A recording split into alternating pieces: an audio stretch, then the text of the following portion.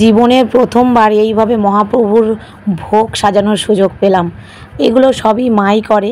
তো মায়ের পরে বোন ছিল, বোন করতো, কিন্তু এখানে হচ্ছে শুভ ছুঁচু হয়েছে, অনেকে বলে অসহজ।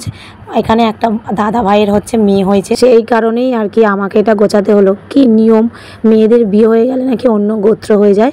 এখানকার ছুঁচু আর আমার নেই। আমি এখানে জন্মালাম, এখানে বড় হলাম, কিন্তু এখানের ছুঁচু টুচু আমার আর নেই।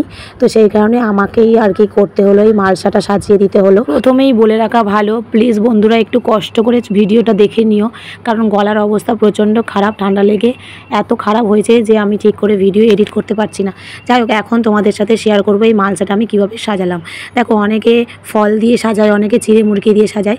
আমার ইচ্ছা ছিল এই মালসাটা পুরোপুরি মিষ্টি দিয়ে সাজানো। যেহেতু মহাপ্রভুর প্রসাদ মানে চিড়ে খই মুরগিটা মাছ, তাই আমি সেগুলোকে সাজিয়ে আর উপরে দেখো এইভাবে মিষ্টিগুলো সাজিয়ে দিয়েছিলাম। তারপরে দিয়েছিলাম খেজুর, আর আলাদা করে ফলের ডালাটা দিয়েছিলাম। তো প্রথমবার সাজিয়েছি, কেমন সাজানো হয়েছে অবশ্যই তোমরা কমেন্টে জানিও।